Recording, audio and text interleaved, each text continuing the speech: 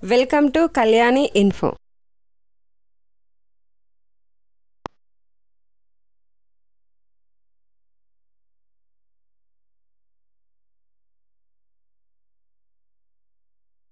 మాఘ అమావాస్య అత్యంత పవిత్రమైన రోజులలో మాఘ అమావాస్య ఒకటి.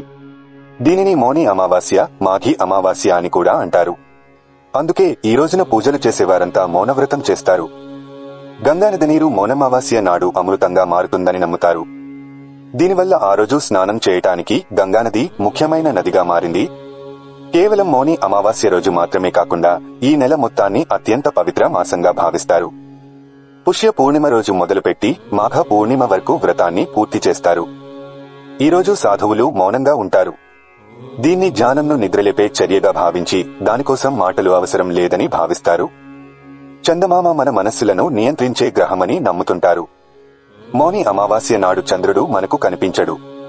ఈ రోజు మాట్లాడే మాటలు, తీసుకునే నిర్ణయాలు మంచి ఫలితాలను కలిగించవు అని అంటుంటారు.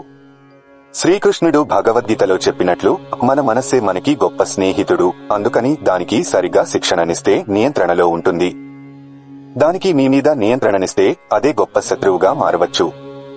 శరీరాన్ని, మనస్సును, ఆత్మను శుద్ధి చేసుకోవడానికి పవిత్ర నదుల్లో స్నానం చేయడం, మౌనంగా ఉండాలనేది ఈ అమావాస్య ప్రతిది. పితృపూజ చేయటానికి మౌని అమావాస్య మంచి రోజు. ఈ రోజు మీరు మీ పూర్వీకులను గుర్తు చేసుకుని వారి జ్ఞాపకాలను గౌరవిస్తూ వారి ఆశీస్సులు పొందుతారు. ధ్యానం చేయడమనేది చాలా మంచి ప్రక్రియ. అలాగే మంత్రాలను ఉచ్చారించడం, సంగీతం వినడం వలన మనసు శాంతిగా ఉంటుంది. చంద్రుడితో సంబంధం ఉన్నందున రుద్రాక్షమాలను ఈరోజు మీరు ధరించవచ్చు. కాకపోతే రుద్రాక్షలు ద్విముఖి లేదా 16 ముఖి అయి ఉండాలి. ఇవి వేసుకున్నవారికి ఆందోళన తగ్గి ప్రశాంతత ఏర్పడుతుంది. మౌని అమావాస్య నాడు శనీశ్వరుడిని కూడా పూజిస్తారు.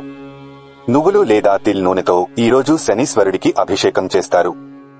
మౌని అమావాస్య రోజు ప్రతి ఒక్కరూ ఉపవాస దీక్షలతో వారి ఇష్టదేవానికి పూజలు చేసుకుని వారి స్తోమతకు తగ్గట్టుగా దానధర్మాలను చేయాలి. ముఖ్యంగా నువ్వులు, నల్ల బట్టలు, నూనె వంటి వస్తువులను దానం చేయటం వల్ల శుభం జరుగుతుంది. అదేవిధంగా ఈ మౌని అమావాస్య రోజు సాక్షాత్తు ఆ విష్ణు భగవానుడికి నువ్వుల నూనెతో దీపారాధన చేయడం వల్ల సకల సంపదలు కలుగుతాయని ఆధ్యాత్మిక పండితులు చెబుతున్నారు. అయితే కొన్ని ప్రాంతాల వారు ఈ మాఘమాసం నెల మొత్తం వేకువజామునే చన్నీటితో స్నానం చేసి దేవాలయాలలో దీపాలు వెలిగించి పూజలు నిర్వహిస్తుంటారు. ధన్యవాదాలు. ఇలాంటి మరిన్ని విషయాల కోసం మన ఛానల్ను వెంటనే సబ్స్క్రైబ్ చేయండి.